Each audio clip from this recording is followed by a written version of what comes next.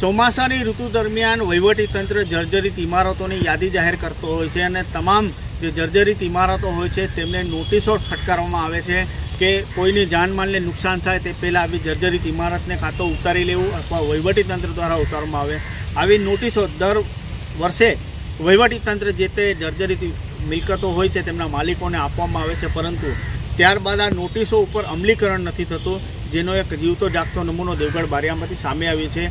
આ દ્રશ્યો આપ જોઈ રહ્યા છો દેવગઢ બારિયાના રાણાશેરી વિસ્તારનો છે, જેમાં એક જર્જરિત ઇમારત આજે પડી જવા પામી છે.